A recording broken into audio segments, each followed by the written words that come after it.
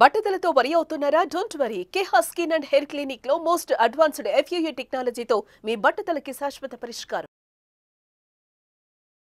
గుండె చప్పుళ్లలోని తేడాలను ఇట్టే పసిగట్టగల డాక్టర్ ఎవరు? మనందరికీ తెలిసిన, అందరూ ఇష్టపడే, మెచ్చుకునేటువంటి డాక్టర్ గోపాలకృష్ణ గోఖలే గారు ప్రస్తుతం మనతో పాటు ఉన్నారు. స్పెషల్గా చెప్పేది ఏముంది, హార్ట్ సర్జన్ ఆయన. ఒకసారి సార్తో మాట్లాడదాం. ఎందుకంటే రీసెంట్గా చూస్తున్నాము హార్ట్ అటాక్స్ చాలా ఎక్కువగా పెరిగిపోవటం. ఈ మధ్యలో అయితే 1-2 రోజుల్లో ఒక డాక్టరు, తర్వాత ఒక కానిస్టేబుల్, ఇలా మనకి తెలిసిన సర్కిల్లోనే చాలామంది రోజు చూస్తూ ఉన్నాం చనిపోవటం.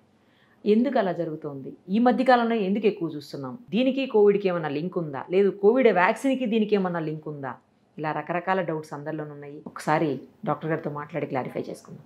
సార్ నమస్తే అండి. నమస్కారం. సార్, దారుణమైనటువంటి చూస్తున్నాం సంఘటనలు. ఇట్లా చిన్న చిన్న పిల్లలు కూడా నుంచున్న చోటే టపామని పడిపోవటం, అప్పటికప్పుడే చనిపోవటం, ఏజ్తో సంబంధం లేకుండా చాలా చిన్న చిన్న వాళ్ళు కూడా చనిపోవటం. ఇవన్నీ చూస్తుంటే ఏంటంటే చాలా మంది చెప్పేది, సార్ కోవిడ్ తర్వాత ఇవి పెరిగిపోయాయి, కోవిడ్లో తీసుకున్నటువంటి వ్యాక్సిన్ ఇంకా ఎఫెక్ట్ చూపిస్తోంది వీళ్ళ మీద, ఎస్పెషల్లీ కోవిషీల్డ్ వ్యాక్సిన్ వల్లే అని. కొంతమంది ఏమో కాదు, అప్పుడు వచ్చినటువంటి కోవిడే ఇంకా ఎఫెక్ట్ చూపిస్తుందని కొంతమంది ఏమో ఇదంతా ఏం కాదు, ఇప్పుడు వస్తున్న రోజుల్లో స్ట్రెస్ తోటి ఇలా అవుతుంది అని కొంతమంది. కనీసం 2D ఈకోలో కానీ, లేకపోతే మనం ట్రెడ్మిల్ టెస్టుల్లో కానీ, వీటిల్లో కూడా ఏది ఎక్కడ చాలా రకాల టెస్టులు చేస్తారు కదా, వాటిలో ఎక్కడ కూడా ఏమీ లేకపోయినా కూడా సంఘటనలు జరుగుతున్నాయి. హార్ట్ స్ట్రోక్స్ వచ్చేసి చనిపోతున్నారు, హార్ట్ అటాక్స్ వస్తున్నాయి. ఎట్లా సార్, ఎందుకు అసలు ఇంతలాగా? ఇప్పుడు ఏంటంటే ఈ హార్ట్ అటాక్స్ అనేవి ఎక్కువైనాయి, దాని గురించి డౌట్ లేదు అందుట్లో.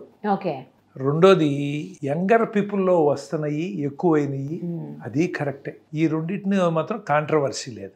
కాకపోతే ఎందుకు వస్తున్నది దాంట్లో చాలా ఓపెన్ డిస్కషన్ ఉంది. కానీ ప్రస్తుతం ఈ రెండు అయితే చాలా క్లియర్. ఇప్పుడు ఎంతో మందిని 30-35 ఏళ్ళను కూడా మనం హార్ట్ అటాక్లు చూడటం, హార్ట్ వీక్ అయిపోవటం, ఒక్కోసారి మేము ట్రాన్స్ప్లాంట్ అవ్వటం, ఒక్కోసారి వాళ్ళు హాస్పిటల్కి వచ్చే స్టేజ్ లేకుండా కూడా ఇప్పుడు మీరు చెప్పారు చూసారా చనిపోవటం, ఇవన్నీ అయితే మాత్రం చాలా ఎక్కువైనాయండి.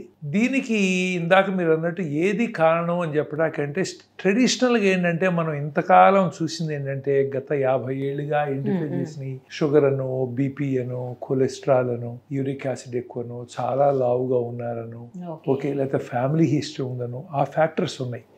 కానీ ఏంటంటే యంగ్లో వచ్చే వాళ్ళకి ఈ ఫ్యాక్టర్స్ అంత కారణం అని నేను అనుకుంటలేదు. ఎందుకంటే కొంతమందికి డయాబెటీస్ అయితే ఉంది కానీ చాలా ఫిట్గా కనిపిస్తారు, వాళ్ళ పనులు చేసుకుంటూ ఉంటారు, ఏ సిమ్టమ్ లేదు. 55-60 ఏళ్ళు దాటినాళ్ళలో మాత్రం ఈ కారణాలు చాలా ఎక్కువ ఉన్నాయి. షుగర్ 10 ఏళ్ళ నుంచి ఉందనో, 10 ఏళ్ళ నుంచి ఉందనో, లేకపోతే బీపీ ఎక్కువ ఉందనో, లావుగా ఉందనో. ఇది మిడిల్ ఏజ్ దాటిన తర్వాత, మిడిల్ ఏజ్ తర్వాత వచ్చే వాళ్ళు ఏంటి, ఇవి ఇంకా స్టిల్ ఈ ఫ్యాక్టర్సే చాలా ఇంపార్టెంట్. యంగర్ జనరేషన్లో వచ్చే వాళ్ళకి ఏం జరుగుతుంది అనేది ఇప్పుడు మాకు కూడా అర్థం కాని పరిస్థితి. పూర్తిగా ఏమవుతుందంటే ఇప్పుడు ఈ మనకి ఈ కారణాలు చెప్తున్నాం కానీ major risk factors, minor risk factors అని ఇంకా చాలా ఫ్యాక్టర్స్ ఉన్నాయి. ఇంతవరకు మనకు కనిపెట్టలా. కొన్ని ఏంటంటే ఫర్ ఎగ్జాంపుల్ ఆల్ఫా లైపోప్రోటీన్ ఎక్కువ ఉందను, లేకపోతే CRP ఎక్కువ ఉందను, లేకపోతే హోమోసిస్టిన్ ఎక్కువ ఉందను, ఇలాంటివి కొన్ని ఉన్నాయి. కొన్నిటికి మనకి హోమోసిస్టిన్ లాంటిదని కొంత ట్రీట్మెంట్లు ఉన్నాయి. ఇప్పుడు ఆల్ఫా లైపోప్రోటీన్లు ఎక్కువ ఉన్నాయి, CRP ఎక్కువ ఉన్నాయి, వీటికి అసలు ట్రీట్మెంట్ లేదు. ఇవి ఎందుకు ఎక్కువ ఉన్నాయి, ఎక్కువ ఉంటే ఏం చేయాలి? అట్లాగే ఇప్పుడు దాకా ఏంటంటే గుడ్ కొలెస్ట్రాల్ని, బ్యాడ్ కొలెస్ట్రాల్ని క్లాసిఫై చేసి కాన్ఫిడెంట్గా చెప్పేవాళ్ళు, మీకు గుడ్ కొలెస్ట్రాల్ ఉంటే ఏం పర్వాలేదు, ఎంత ఎక్కువ ఉంటే అంత మంచిది అని. ఇప్పుడు సైన్స్ తెలియదు అంటే గుడ్ కొలెస్ట్రాల్ కూడా ఒక 60 దాటితే వాళ్ళు కూడా గుండె జబ్బులు రావచ్చు. సోకాల్డ్ గుడ్ కొలెస్ట్రాల్ కూడా, బ్యాడ్ కొలెస్ట్రాల్ ఇప్పుడు 150-200 దాటితే అంటున్నాము, గుడ్ కొలెస్ట్రాల్ కూడా. అలా కొత్త కొత్త కారణాలు వస్తున్నాయి. వీటిలో ఏమైందంటే ఇప్పుడు మనకి కోవిడ్ కూడా ఒక కారణమా అనేది డెఫినెట్గా డిస్కషన్ ఉంది. ఏమైందంటే కోవిడ్లో ఇప్పుడు హార్ట్ అటాక్ ఎందుకు వస్తుంది? రక్తనాళం నుంచి బ్లడ్ వెళ్తూ ఉండాలి. అది ఎందుకు దెబ్బతినచ్చు? రక్తనాళం వాల్లో జబ్బు రావచ్చు, లేదా ఏంటి అందుట్లో మన ఫ్లో అయ్యేటువంటి రక్తంలో తేడాలు ఉండొచ్చు కదా. ఇంతకాలం మనం పైన ఈ రక్తనాళాల్లో డిపాజిట్ అయ్యే ఫ్యాట్ వీటి గురించి ఎక్కువ ఆలోచించాం. కానీ ఇప్పుడు రక్తం ప్రసరిస్తూ ఉంది, ఈ రక్తంలో కూడా తేడా వచ్చినప్పుడు క్లాట్స్ ఫామ్ అవ్వచ్చు. నాళాలు బాగుండొచ్చు, ఈ రక్తంలో కూడా థిక్ అయిపోయింది అనుకోండి, బాగా అవ్వచ్చు. ఇప్పుడు అట్లా కోవిడ్ టైంలో ఈ రక్తనాళాల ప్రాబ్లం కాకుండా రక్తం బాగా థిక్ అయిపోయి క్లాట్స్ ఫామ్ అవడం తెలుసు. ఎందుకంటే ఒకప్పుడు ఈ కోవిషీల్డ్తో కొన్ని ప్రాబ్లమ్స్ ఉన్నాయి. No doubt about it. Okay, నేను కూడా వేయించుకున్నా కోవిషీల్డ్, అది వేరే విషయం.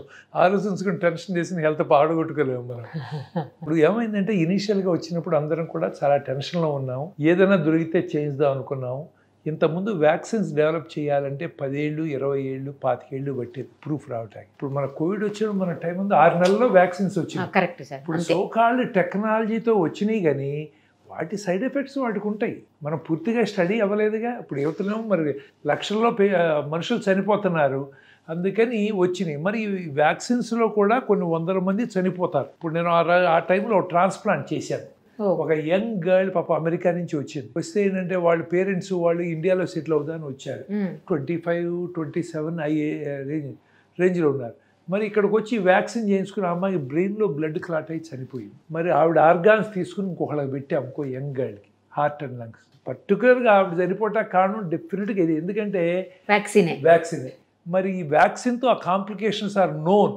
ఇప్పుడు ఏంటి 1 in 1 lakh కర్మగాలి ఈవిడికి వచ్చింది. ఇప్పుడు 1 in 1 lakh అంటున్నాం, కానీ ఎంతమంది తెలియకుండా జరిగిందో మనకు తెలియదు. ఈ స్టడీస్ ఏమీ ఫుల్ ప్రూఫ్ కాదు. వీళ్ళు ఎక్స్టెన్షన్ చేస్తూ ఉంటారు. ఎంత బాగా స్టడీ చేశారు అడావుల్లో. కోవిడ్లో బయట రోడ్డు మీద రావటాకే జనాలు భయపడ్డారు, తల్లిదండ్రుల దగ్గరికి వెళ్తా భయపడ్డారు. ఈ స్టడీస్ ఎంత బాగా జరిగినాయి. ఇవన్నీ ఏంటంటే ఓవరాల్గా గుడ్ ఫెయిత్తో జరిగినటువంటి. ఇప్పుడు మనం ఏంటంటే వాళ్ళు తప్పు చేశారని అంటాం కాదు, దానివల్ల చాలామంది కూడా బ్రతుకుంటారు. మరి అది కౌంటుకు రాదు, ఏదైనా చనిపోయినప్పుడు అవి బయటపడతాయి. అట్లాగే అప్పుడు ఏంటి, అప్పుడు కోవిడ్ రాకుండా బ్రతకడం ఇంపార్టెంట్. మరి ఆ వ్యాక్సిన్స్తో ఇప్పుడు సైడ్ ఎఫెక్ట్స్ వస్తే వాట్ కెన్ వి సే? ప్రతి మెడిసిన్ సైడ్ ఎఫెక్ట్ ఉంటాయి. హార్ట్కి సంబంధించి కొన్ని మెడిసిన్స్ ఇస్తాం, సడన్గా చనిపోకుండా ఇస్తాం. కానీ ఆ మెడిసిన్ వలన థైరాయిడ్ ప్రాబ్లమ్స్ రావచ్చు, బ్లాక్ కలర్ వస్తుంది, రంగులో తేడాలు వస్తాయి. బతుకుంటే బలుసాకని మనం ఆ స్టేజ్లో బ్రతకడానికి ప్రయత్నం చేసాం. మరి వాటి ఎఫెక్ట్స్ ఒక్కొక్కటి బయటపడతా ఉంటాయి. So it is possible. అంటే సమ్ స్టడీస్ ఉన్నాయి, కాకపోతే ఏంటంటే ఈ రోజుల్లో అన్ని స్టడీస్, నేను ఏ స్టేజ్కి వచ్చానంటే నాకు పర్సనల్గా ఈ ఎక్స్పీరియన్స్ ఉంటే తప్పితే అన్నీ నమ్మలేని స్టేజ్కి వచ్చాయి. ఎందుకంటే అన్ని స్టడీస్ రిలయబుల్ కాదు. ఓ రోజు ఇది మంచిది అంటారు, తర్వాత స్టడీస్ ఇది చెడు అంటున్నారు. మరి ఏం చేయాలి? మధ్యలో మేము ప్రాక్టీస్ చేయాలి కదా. మరి మంచి అయినప్పుడు ఇస్తాం, చెడు వచ్చినప్పుడు స్లో చేస్తాం. ఏదైనా తొందరపడకుండా చేయాలి. బట్ ఆ వ్యాక్సిన్ టైంలో అది ఎసెన్షియల్. అన్ని గవర్నమెంట్స్ ప్రపంచంలో అన్ని చోట్ల కూడా ప్రజలను బ్రతికించుకుంటూ ఎలా అని మీకు తెలుసు కదా. జనాలు స్పేస్ లేక రోడ్డు మీద పడి చచ్చిపోయారు. బెడ్ కావాలంటే ఎంత కష్టం అయ్యేదో మనకు అందరికీ తెలుసు. దొరకలేదు. ఇన్ఫ్లుయెన్సులు, మినిస్టర్ల ఇన్ఫ్లుయెన్సులు, డాక్టర్ల ఇన్ఫ్లుయెన్స్ ఎంత చేసినా కూడా దొరకని పరిస్థితి ఉంది అసలు. అందుకని వాటన్నిటికీ కొన్ని సైడ్ ఎఫెక్ట్స్ ఉంటాయి, నో డౌట్. ఆ సైడ్ ఎఫెక్ట్స్ మనం కొంత సఫర్ అవుతున్నాము. కాకపోతే దీని మూలాన ఈ సైడ్ ఎఫెక్ట్ ఖచ్చితంగా చెప్పలేము. కొంతమందికి లంగ్ ప్రాబ్లమ్స్ వచ్చినాయి, కోవిడ్లో బ్రతికిన వాళ్ళు ఉన్నారు. ఇప్పుడు లంగ్ ట్రాన్స్ప్లాంట్ చేయాల్సిన పరిస్థితితో కొంతమంది ఉన్నారు. సో అందుకని అంటే కోవిడ్ కొంతవరకు కారణం, there is no doubt about it. ఏంటి ఆ జబ్బులో చనిపోయిన వాళ్ళందరూ కూడా కోవిడ్ కంటే కూడా బాడీ హైపర్ రియాక్ట్ అయింది. ఇప్పుడు మనం కొంతమంది ఇలా అన్నాం అనుకోండి, కొంచెం వాపు వస్తుంది, బాగా వాపు వచ్చింది అనుకోండి, అది పర్సనల్ ఎఫెక్ట్. ఇప్పుడు అట్లాగే పెన్సిల్తో కొన్ని లక్షల మంది బతికారు, కొంతమంది 100 మంది చనిపోయారు. అది ఎందుకది పెన్సిల్ ఫాల్ట్ కాదు, బాడీ ఎలా రియాక్ట్ అవుతుంది దేనికన్నా మనకు తెలియదు. Each individual is different. Same medicine మన డిఫరెంట్, కానీ మెడిసిన్ అన్ని మానేస్తే మనకి ఏం మెడిసిన్స్ ఉంటాయి? ప్రతి మెడిసిన్ కూడా ఒక పాయిజన్. మరీ ఎసెన్షియల్ అయితే తప్పితే వాడకూడదు. సరైన డోసులో, తక్కువ డోసులో వాడితే కానీ పనిచేయదు. సో ఎంత మంచి మెడిసిన్ కూడా పాయిజన్. అందుకే చెప్తా, జనాలు వచ్చి మా అక్కడ నొప్పులు ఎక్కడ నొప్పులు అంటారు. అమ్మ నొప్పులు ప్రతి వాడికి ఉంటాయి, బ్రతుకున్న వాళ్ళకి, మాకు నొప్పులు ఉంటాయి. అన్నిటికీ మందులు వాడద్దు. మీకు జీవన శైలికి ఏమైనా ఇబ్బంది వచ్చింది, లేదు ఏదో గుండె జబ్బు లేదా బ్రెయిన్లో ప్రాబ్లం ఉంటే మనం ట్రీట్మెంట్ చేయాలి, కానీ ఇక్కడ నొప్పి అక్కడ నొప్పి అంటే సర్దుకుపోవటం బెటరు, మందుల కంటే అది బెటర్ అని చెప్తా ఉంటారు చాలామందికి. సో అట్లా ఏంటంటే కోవిడ్ మూలాన ప్రాబ్లమ్స్ ఉన్నాయి. కోవిడ్ వ్యాక్సిన్తో I'm sure there are problems, ఎందుకంటే పర్ఫెక్ట్ స్టడీస్ జరగలేదుగా. కాకపోతే మరి అప్పుడు మనం అవన్నీ చేయాల్సి వచ్చింది. అవే కారణమా లేకపోతే ఎంత కారణం మనం ఎట్లా చెప్పగలం? ఇప్పుడు స్ట్రెస్ ఉంది, స్ట్రెస్ ఎంతమందికి స్ట్రెస్? ప్రతి వాడు we are all working under too much stress. 100%. ఇప్పుడు అట్లాగే మన తిండి ఉంది, తిండి మరి అన్నీ కూడా కెమికల్స్తో వచ్చినాయి.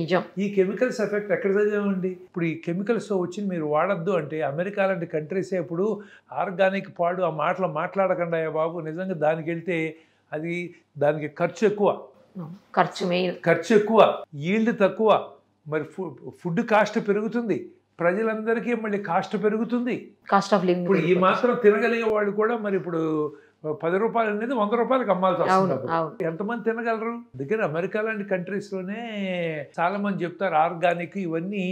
మనం ఏంటంటే సొసైటీకి ఎక్కువ మందికి ఎలా చేయగలం అనేది కనుక చూస్తే ఆర్గానిక్ ఇవన్నీ వర్కౌట్ అవ్వవు, ఎక్కువ మందికి లార్జ్ స్కేల్ అవ్వదు.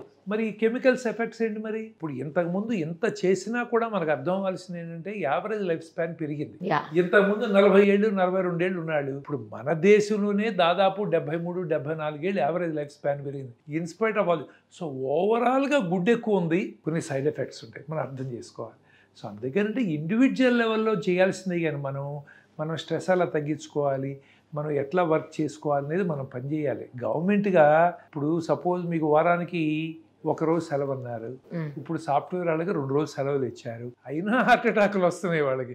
మిగతా 5 రోజులు చాలా కష్టపడుతున్నారు కదండి. మరి ఎన్ని రోజులు సెలవులు ఇవ్వగలరు వాళ్ళు? ఇవ్వలేరు కదా. ఇప్పుడు అట్లాగే బాబు సెల్ ఫోన్లు మానేయండి, టీవీలు మానేయండి అంటే మనం ఒక పక్కన చెప్తున్నాం, ఒక్కొక్కడం 2 సెల్ ఫోన్లు పెట్టి తిరుగుతున్నాను, నేను కూడా తిరుగుతున్నాను.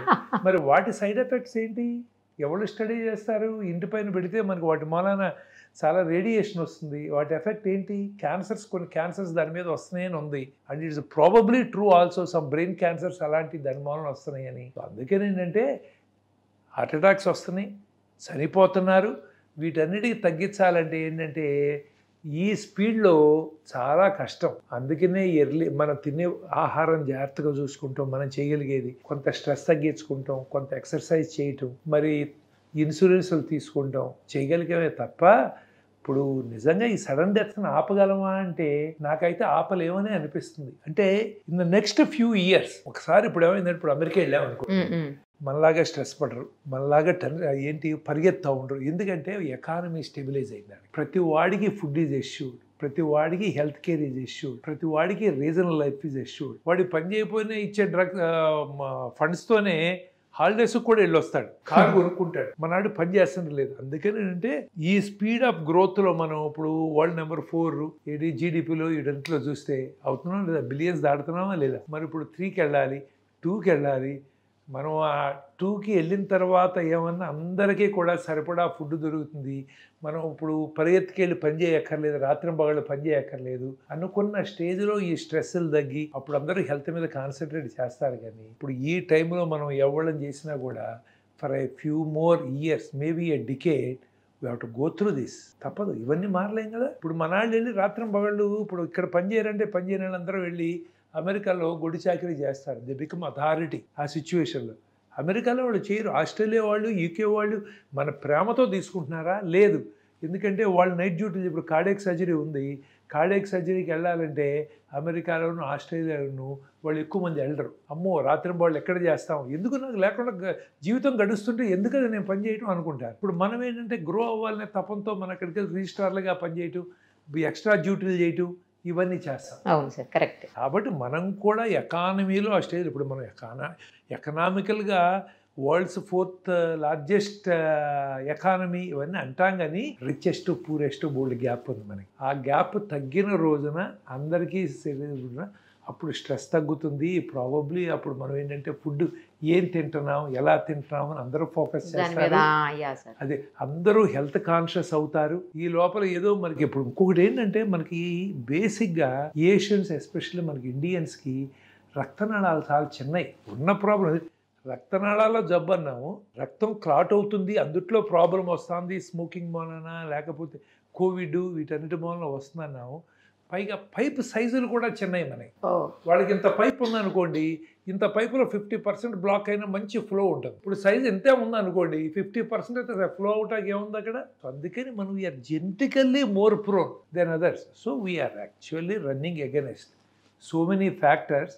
ఇంకా కొంత టైం పడుతుంది స్టెబిలైజ్ అవ్వటానికి. అప్పుడు దాకా ఎవరి కాలం వీలైనంత వరకు చెప్పడం చాలా ఈజీ. ప్రాక్టికల్గా నాకు కష్టం ఆ విషయం తెలుసు, నాకు నేనే అన్నీ చేయలేను. సో మనం ఏంటంటే కొంచెం రీజనబుల్గా ఎక్సర్సైజ్ చేసుకుంటా, తర్వాత ఏంటంటే ఫుడ్ వాచ్ చేసుకుంటా, తర్వాత వెయిట్ వాచ్ చేసుకుంటా, స్ట్రెస్ వీలైనంత వరకు తగ్గించుకుంటాకి sometimes we have to take holidays. ప్రపంచం గురించి మనం మానేసి మన గురించి కూడా ఆలోచించుకోవాలి. ఇప్పుడు నాకు ఇంత టైం పట్టింది, ఎన్నేళ్లుగా నేను పనిచేస్తున్నాను. ఇప్పుడు వారానికి 7 రోజులు పనిచేసాను ఎంతగానో.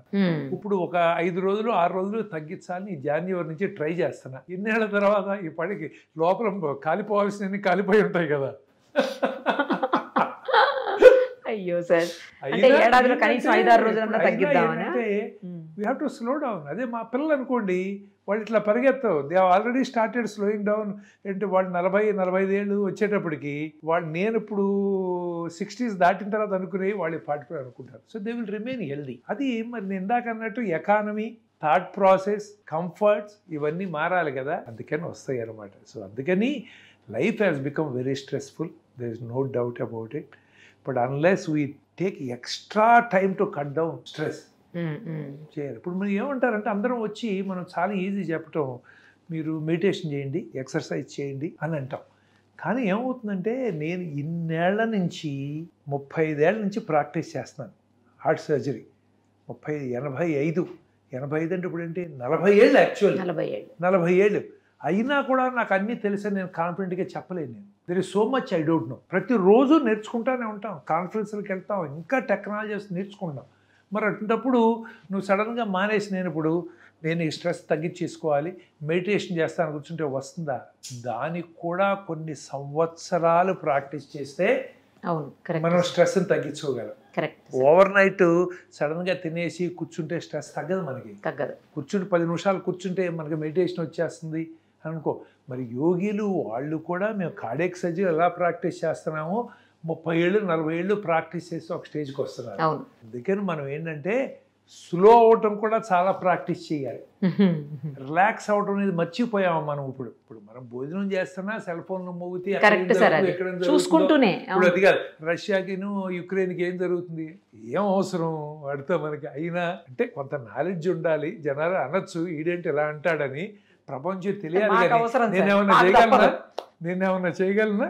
భోజనం చేసినప్పుడు కూడా ఏమైంది, అమెరికా, ఇరాన్, ఇజ్రాయెల్ ఏం జరుగుతుందంటే అన్నం తినేటప్పుడు బట్ అలా అయిపోయింది లైఫ్. ఆపలేకుండా ఉన్నాను, నేను కూడా ఆపలేకుండా ఉన్నాను. సార్ రిలాక్స్ అవటం అనేది మనం నేర్చుకోవాలి. అందుకని చిన్నప్పటి నుంచి పిల్లల్నేమో ఐఐటీలు అని పరిగెత్తిస్తున్నాము, వాళ్ళని కూడా కొంచెం ఆడుకుంటాకి రిలాక్స్ అవటం చేయాలి. అది మనం వాలంటరీగా చేస్తే తప్ప ఏ ఫ్యాక్టర్, కొంతమందికి స్ట్రెస్ ఇంపార్టెంట్, కొంతమందికి ఫుడ్ ఇంపార్టెంట్, కొంతమందిలో డయాబెటీస్ ఇంపార్టెంట్. మనం ఏదో ఒకటి పని చేస్తూ ఉంటే తప్పితే నిజంగా మనం తగ్గించలేమండి. We're going to see more and more media. ఎందుకంటే మనకి అవేర్నెస్ పెరిగింది కదా, ఏమైనా జరిగితే హార్ట్ అటాక్ వచ్చిందని ఇప్పుడు మీరున్నారు, మీకు అవేర్నెస్. ఇంతకుముందు ఏమైనా చనిపోతే ఎవరిని పట్టించుకునేవాడు. సో అందుకని ఏంటంటే మనం ఫ్యూ మోర్, నేను అనుకుంటున్నాను at least another decade we are going to this, ఇది ఎపిడమిక్ ఆఫ్ దిస్ థింగ్ అండి. ఇప్పుడు నుంచి జనాలు కొంచెం రిలాక్స్ అవడం నేర్చుకుని కొంచెం వాళ్ళ హెల్త్ జాగ్రత్తగా చూసుకుంటా మనం ఓకే మనం అన్నిటికీ పరిగెత్తద్దు అని అనుకుంటే, నేను చెప్తున్నాను కదా నాకు 35 ఏళ్ళు పెట్టాను కార్డియాక్ సర్జరీ ప్రాక్టీస్ చేసిన. I want to slow down. నేను లేకపోతే ప్రపంచం ఆగదు, నాకు తెలిసి ఆ విషయం. బట్ మనం ఎంతసేపు మనం లేకపోతే ప్రపంచం ఆగిపోతుంది, ఫ్యామిలీ కొంపలు మునిగిపోతాయి అనుకునే ఫాల్స్ ఒపీనియన్లో పరిగెత్తున్నాము. So we need to relearn lot of things. Younger they start, they are going to stay healthy, probably enjoy the fruits better. కానీ నాకు డౌట్ ఏంటంటే సార్, మీరు స్ట్రెస్ తోటి అన్నారు, ఓకే నేను కూడా అది ఒప్పుకుంటాను, స్ట్రెస్ వల్ల చాలా ప్రాబ్లమ్స్ వస్తాయి. పిల్లల్లో స్ట్రెస్ ఏంటి, పిల్లలు ఎందుకు మరి?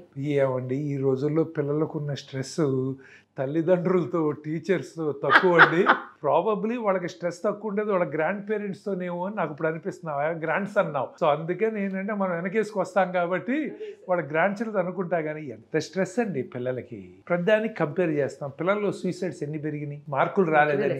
మొన్న మధ్య కదండి, ఇప్పుడు ఈ ఇయర్ లాస్ట్ ఇయర్ ఉండాలి, ఏదో మెడికల్ కాలేజీలో సీట్ రాలేదని సూసైడ్. అయ్యో 10th క్లాస్ ఫెయిల్ అయితే సూసైడ్. నేను అనేది ఏంటంటే చాలా స్ట్రెస్. వాళ్ళకి చిన్నపిల్లలుగా ఉండట్లేదు కదా మనం నువ్వు అది అవ్వచ్చు ఇది అవ్వచ్చు అన్నీ చేస్తున్నాం. I have gone through this. నేనేమి చేయలేదు, అవతల చెప్పట్లేదు, నా ప్రాక్టికల్ లైఫ్ ఎక్స్పీరియన్స్తో చెప్తున్నాను. We have done that. We have put children under lot of stress. We are keeping them under stress. వాళ్ళు హాయిగా ఆడుకుంటాకి, వాళ్ళ మైండ్లో ఎక్స్ప్రెస్ చేయటానికి కూడా మనం టైం ఇవ్వట్లేదు కదా. అందుకేనంటే ఉన్నాయి, బట్ అవే కాదు ఇంకా ఫ్యాక్టర్స్ ఉన్నాయి. ఇప్పుడు వాళ్ళ ఫుడ్ మనతో పాటు వాళ్ళు అదే ఫుడ్ తింటారు.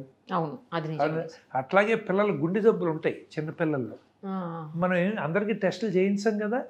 ఇప్పుడు వాటిని బాగా ఇప్పుడు నేను చెప్పానని చెప్పి ఎవరే నువ్వు డాక్టర్ గోఖలే చెప్పాడు నువ్వు ఈ నుంచి చదువు తగ్గించు, బయటికి వెళ్ళి 1 గంట పరిగెత్తన్నా అనుకో, ఒక టపాన్ చనిపోయాడు వచ్చి తిడతారు నన్ను. ఎందుకంటే ఇప్పుడు పిల్లల్లో కూడా కొన్ని గుండె జబ్బులు ఉంటాయి. వాళ్ళు ఎక్సర్సైజ్ చేసేటప్పుడు, స్ట్రెస్లో ఉన్నప్పుడు అట్లా అయిపోతాయి. కొన్ని జబ్బులు ఉన్నాయి. అందుకని అమెరికా లాంటి వాటిలో అంటే స్కూల్ కాంపిటీషన్స్కి వెళ్ళే ముందర వాళ్ళకి టెస్టులు చేస్తారు. బై బర్త్ తేడాలు, హైపర్ట్రోఫిక్ కార్డియోమయోపతి అని ఉంటారు, అయోటిక్ స్టెనోసిస్ అని కొన్ని జబ్బులు ఉంటాయి.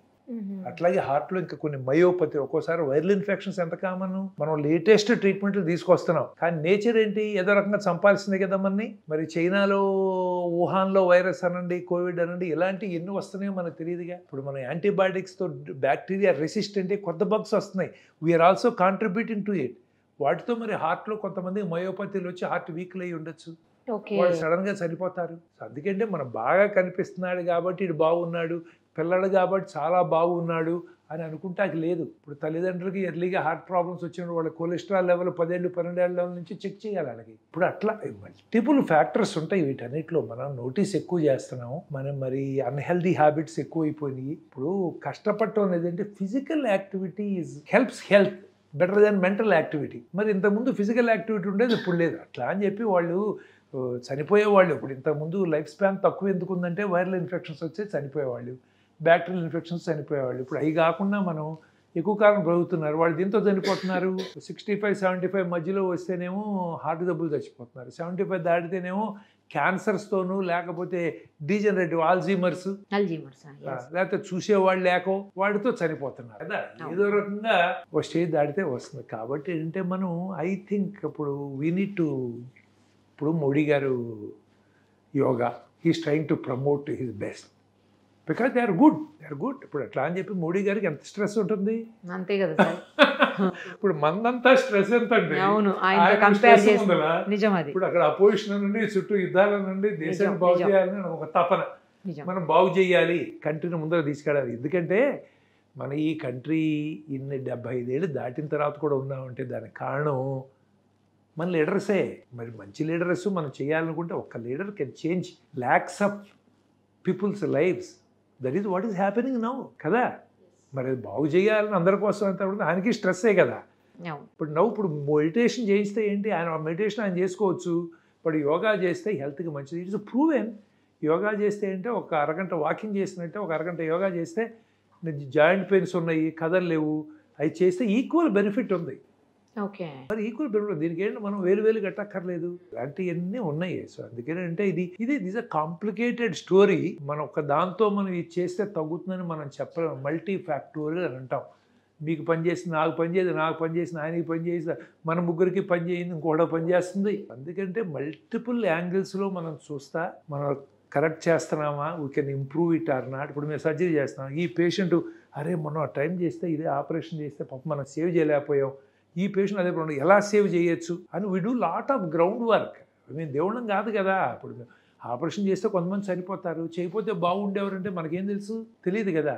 So we try to improve our results, try to do more. అట్లాగే అంటే ఈ విషయాల్లో కూడా how you can take care of our results. Sir మరి కొంతమందిలో టెస్టులు చేయించుకుని 2D ఈక్వలెంట్ టెస్టులు చేస్తారు కదా సార్, ఆ టెస్టులు చేయించుకున్నా కూడా అందులో ఏమీ లేకపోయినా చనిపోయే పరిస్థితులు వస్తుంది. చనిపోతారు. ఎందుకంటే ఇప్పుడు నేను అన్నాను సార్ మల్టీ ఫ్యాక్టర్లని. సార్ ఆయన సిగరెట్ తాగడు, ఆల్కహాల్ తీసుకోరు, రోజు పూజ చేసుకుంటాడు, ఒక గంట పూజ చేస్తే చెప్పిన డాక్టర్ అలాగే ఏ హ్యాబిట్ లేదు, అదే చేసుకుంటాడు, ఇవన్నీ అంటారు. అయినా ఎందుకు వస్తుందంటే బోల్డ్ మనకు తెలియని రీజన్స్ ఉన్నాయన్నమాట. అట్లాగే ఇప్పుడు ఈ ఎకోలు, ఈసీజీలు ఒక 20 ఏళ్ల తర్వాత ఏనా డాక్టర్ అది ప్రిమిటివ్ టెస్టులు చేసేవారు, ఇంత సింపుల్ టెస్ట్ పైన ఎలా పెడితే తెలిసిపోతుంది అనేది టెస్టులు వస్తాయి. ఇది డెవలప్ అవుతాయి అనమాట. హార్ట్ అటాక్ వచ్చి హార్ట్ దెబ్బతింటేనే ఈసీజీలోను ఎక్కువలోనూ కొంత ఐడియా ఉంటుంది. ఓకే, అందుకని ట్రెడ్మిల్ టెస్ట్ కంపల్సరీ. చాలామంది ఏంటంటే ఈ చిన్న నాటిలో లిపిడ్ ప్రొఫైల్, ఈసీజీ, ఎక్కువ హిమోగ్లోబిన్ చెక్ చేసి అంతా బాగున్నాడు కాదు. నిజంగా హార్ట్ చేయాలి, టీఎంటీ అన్నా మినిమం చెయ్యాలి. టీఎంటీ చేస్తే అది కూడా 100లో 50-60 మందికి తేడాలు చూపిస్తుంది, మిగతా 50-60 మందికి గుండె జబ్బున్నా చూపించదు. అందుకనే డాక్టర్ ఉన్నాడు మధ్యలో. ఎందుకంటే చూసి లేదండి మాకు కొంచెం డౌట్గా ఉంది, మీరు సిటీ స్కాన్ చేయించండి, లేకపోతే మీరు యాంజియోగ్రామ్ చేయించండి, లేకపోతే న్యూక్లియర్ స్కాన్ చేసి అంటాం. అవి కూడా 99% పర్ఫెక్ట్. ఏంటి ఆ టెస్టులు చేసినా చూసేది ఎవడు మనిషి కదా. ఇప్పుడు ఏఐ వస్తుంది మనకి. ఏఐ వచ్చినప్పుడు ఏమవుతుందంటే నా ఎక్స్పీరియన్స్ 100 మందిలో ఉంది, నేను మళ్ళీ ఒక సంవత్సరం అయితే మర్చిపోవచ్చు. ఏఐ మర్చిపోదు, ఆ 100 మందిని కలెక్ట్ చేస్తుంది, నోట్ అవుట్ వాడిని ఆ యాంగిల్లో కూడా చూస్తుంది. ఎందుకంటే it is going to make things even better. టెస్టులు బాగున్నంత మాత్రాన డాక్టర్ దగ్గరికి వెళ్ళి వచ్చాం బాగున్నాడు, ఆడిన డాక్టర్ పనిమాలిన డాక్టర్ ఇవాడు చచ్చిపోయాడు మొన్నే చూసాం అంటే అది డాక్టర్కి లిమిటేషన్స్ ఉన్నాయి, మనిషి కదా, టెస్టులకి లిమిటేషన్స్ ఉన్నాయి. అందుకని 3-4 టెస్టులు చేస్తే వాటి సెన్సిటివిటీ పెరుగుతుంది 50 నుంచి 60. ఒకే టెస్ట్ చేస్తే 20% ఉంటాం, 6 టెస్టులు చేస్తే 80%. కానీ అందరికీ అన్ని 6 టెస్టులు చేయలేరు కదా సార్. ఎప్పటికప్పుడు ఈల్డ్ తక్కువ. మనం సొసైటీలో అందరికీ నేను సిటీ స్కాన్లు యాంజియోగ్రాములు చేస్తే ఏమవుతాయి? ఇప్పుడు అందుకని అమెరికా లాంటి దగ్గరికి వెళ్తే వాళ్ళకి సిటీ కొనరీ యాంజియో చేయాలంటే 3 నెలలు 4 నెలలు పడుతుంది, పర్మిషన్లు ఇవ్వరు. వాళ్ళందరూ ఇక్కడికి వచ్చి ఊరిని పొద్దున్న వచ్చి మధ్యాహ్నం చేయించుకుని నెక్స్ట్ డే వెళ్ళిపోతారు టెస్ట్లు. ఎందుకంటే మన దగ్గర ఈ లిబరేటెడ్ సొసైటీలో డబ్బులు కడితే వాడికి టెస్ట్ అవుతుంది. అక్కడ అలాంటి చాలా ఖరీదు ఆ టెస్టు. ఇన్సూరెన్స్ ఆడు పర్మిషన్ ఇవ్వాలి, ఇన్సూరెన్స్ ఆడు చూస్తాడు నీకేం డయాబెటీస్ ఉందా, నీ వెయిట్ ఎక్కువ ఉందా, కొలెస్ట్రాల్ ఎక్కువ ఉందా, హార్ట్ అటాక్ వచ్చిందా, ఓకే అయితే వెళ్ళి చేయించు, లేకపోతే నీకు ఇవ్వనయ్యా నేను. ఎందుకంటే ఇన్సూరెన్స్ ఆడు ఏం చేస్తాడు, వాడు డబ్బులు సేవ్ చేసుకోవాలిగా, ఈజ్ డూయింగ్ బిజినెస్. సో అందుకని ఏంటంటే మనం టెస్టులు చేసి నార్మల్ అన్నంత మాత్రాన గ్యారంటీ లేదు మనకి. ఆ ఓన్లీ థింగ్ అంటే మనం ఒక 60% పాసిబిలిటీ లేదంటాం. మరి ఆ 100లో 40 మంది గుండె జబ్బు ఉంది, మేము మిస్ అవుతున్నాం. ఇవన్నీ ఇప్పుడు ఏఐ అలాంటివి వచ్చినప్పుడు సెన్సిటివిటీ పెరుగుతుంది, కొంత హెల్ప్ చేస్తాయి. కాకపోతే వాటితో హామ్ ఏంటో మనకు తెలియదుగా. ఇప్పుడు ఫుడ్ లేని రోజులు కెమికల్స్ వేసి ఎకరానికి 10 బస్తాలు బదులు 40 బస్తాలు చేసాం. వాటి ప్రాబ్లం ఏంటో ఇప్పుడు ఫేస్ చేస్తున్నాం. అట్లాగే ఏఐతో ప్రాబ్లమ్స్ రేపు పొద్దున్న వచ్చి మరి అవన్నీ మనకంటే స్మార్ట్ అయిపోయి ఏ ఆపరేషన్ నువ్వు కాదు కూర్చో, నువ్వు కింద ఊడు లేకపోతే సామాన్లు కడుగు నేను ఆపరేషన్ చేస్తాను అంటే ఏమో తెలియదు. నేను ఆపరేషన్ చేసిన సామాన్లు నువ్వు కడిగంటే కడగాల్సిందే నేను. అలా ఉంటాయి అనమాట. సో బై కానీ యాక్చువల్లీ మరి ఏదన్నా సిమ్టమ్స్ని తెలుసుకొని జాగ్రత్త పడేదానికన్నా ఆప్షన్ ఉందా సార్? ఉంటాయి, కానీ 25-30% of heart attacks happen silently. సడన్గా నిద్ర సరిపోతారు. అంటే ఇవన్నీ చేస్తే మనకు డిప్రెషన్ వస్తుంది, కానీ మనం స్టిల్ ఏంటంటే అందుకనే అంటాం చెస్ట్ పెయిన్ వచ్చినా మెడలో పెయిన్ వచ్చినా కొత్తగా 40 ఏళ్ళు దాటిన వాళ్ళకి ఇంతకుముందు బాగా నడవగలుగుతున్నావు, 4 అడుగులు వేస్తుంటే ఇంతకుముందు లాగా నడవలేకపోతున్నావు, ఆయాసం వస్తుంది, ఏది ఇక్కడ మంట అనిపించినా బాబు అది గుండె జబ్బేమో ఎక్స్క్లూడ్ చేయండి అంటాం. అలా వచ్చిన వాళ్ళలో ఒక 10-15% గుండె జబ్బులు ఉంటాయి. మిగతా 85-90 మంది గుండె జబ్బులు కాదు, ఈ gastric irritation, muscle pain, bone pain ఉంటాయి. కాకపోతే ఇవి ఎక్స్క్లూడ్ చేయడానికి బోల్డ్ టెస్టులు చేయాలి. అందుకని ఒక సిమ్టమ్, కానీ ఆ సిమ్టమ్ ఓన్లీ గుండెకి స్పెసిఫిక్ ఏమి ఉండదు. ఇక్కడ పెయిన్ వచ్చిందంటే స్కిన్లో ప్రాబ్లం రావచ్చు, పైన మజిల్లో కింద మజిల్లో రావచ్చు, బోన్లో రావచ్చు, హార్ట్ బయట ఉన్న ఈసోఫాక్స్ ఇంటెస్టైన్స్ వాటిలో రావచ్చు, గుండెలో కూడా కావచ్చు. కాకపోతే అవన్నీ చంపవు కాబట్టి దీనికి కొంచెం టెస్టులు చేస్తాం. కానీ చాలాసార్లు డాక్టర్లు కూడా నేను బాగున్నాను, ఎక్సర్సైజ్ చేస్తున్నాను, నా డయాబెటీస్ లేదు, నాకు గుండె జబ్బు ఎందుకు వస్తుంది, ఏదో ఫ్యాన్ వేసుకుని లాగుతారు, టప్పని అయిపోతారు. సో ఏం డాక్టర్లకి ఏమీ ఎక్సెప్షన్ లేదు. చాలాసార్లు డాక్టర్లు కూడా ఇదే ప్రాబ్లం. కొంతమంది పేషెంట్స్ వస్తారు, సార్ మేము డాక్టర్ దగ్గరికి వెళ్ళాం సార్, గుండె జబ్బు నీకేమీ లేదయ్యా బాగుందన్నారు, ఈ యాంజియోగ్రామ్ చేయండి సార్ అని అడిగాం. యాంజియోగ్రామ్ వద్దన్నాడు సార్ డాక్టర్ గారు, అయినా మేము ఇన్సిస్ట్ చేసాం, యాంజియోగ్రామ్స్ ఇన్ని బ్లాక్లు ఉన్నాయి, మనం మీ దగ్గరికి సర్జరీకి వచ్చామంటారు. సో అది కూడా చూస్తాం మేము. సో అందుకని ఓవరాల్గా ఏంటంటే యూనిట్లో కొంత ఫిలసాఫికల్గా వెళ్ళి మనం ఆరోగ్యం జాగ్రత్తగా ఉంటాం, మనం కొంచెం కొంత స్లో అవటం, కొంత టైం మనకంటూ మనం కేటాయించటం. Correct sir. ఓకే, మనం చేసేది కూడా మనం ఒక్కొక్కసారి మనం ఇంట్రోస్పెక్ట్ చేసుకుంటాం. ఇలాంటివి చేసుకుంటూ ఉంటే ఓవరాల్గా సొసైటీ ఇంప్రూవ్ అయ్యే కొద్దీ ఇవి కూడా తగ్గుతాయి తప్ప అప్పుడు అమెరికాలో ఇంత తొందరగా జరగవు. 30-35 ఇయర్స్కి వాళ్ళకి ఈ ప్రాబ్లం లేదు. వాళ్ళకి ప్రాబ్లం ఎందుకంటే మరి వాళ్ళు ఐఎమ్ షూర్ పొల్యూటెడ్ ఫుడ్ ఏ తింటున్నారు, కాకపోతే పొల్యూషన్లో వాళ్ళ రెస్ట్రిక్షన్స్ ఎక్కువగా. మనం ఏదైనా చేయొచ్చు. ఆర్ఎంపీ నా పక్కనే ఆర్ఎంపీ ప్రాక్టీస్ చేసి మొన్న ఎవడో వేశారు, ఎక్కడో అహ్మదాబాద్లోనో ఎక్కడో 800 గుండె ఆపరేషన్ చేశాడని చెప్పారు. వాడు సర్జరీ చేయలేదు, స్కిన్ ఇన్జెక్షన్ ఇచ్చాడు, వాడి దగ్గరికి 300 మంది వెళ్ళాడు, 3 సంపాదించాడు, 3 పేరుంది, చివర పట్టుకుని జైల్లో వేశారు. నా పక్కనే ప్రాక్టీస్ చేయొచ్చు, మనం ఏదైనా చేయొచ్చు ఈ దేశంలో కదా. అదే మందులు ఇవ్వటానికి మేము ఎస్టేట్ చేస్తాం, ఆర్ఎంపీ ఎంపీలు రాసేస్తారు. సో కాబట్టి నేను అనేది ఏంటంటే వీటిలో మన దేశంలో డ్రగ్స్ ఉంది, మన దగ్గర ఉన్న డ్రగ్స్ అన్నీ కూడా FDA అప్రూవ్ రావు. ఎందుకు మరి? వాళ్ళ చాలా స్ట్రిక్ట్ స్టాండర్డ్స్ ఉంటాయి వాళ్ళకి. మన దగ్గర స్టాండర్డ్స్ లేవు. యూరోప్లో కొంచెం తక్కువ స్టాండర్డ్స్, అందుకని మన మందులు కొంచెం యూరోప్లో తొందరగా అవుతాయి. బట్ అమెరికాలోకి వెళ్ళిన డ్రగ్ అంటే బోల్డ్ స్టాండర్డ్, వాళ్ళు వస్తారు, ఇన్స్పెక్ట్ చేస్తారు, తీస్తారు, బోల్డ్ ఇన్స్పెక్షన్లు, ఒప్పుకోరు, ఇన్ని ఉంటాయి.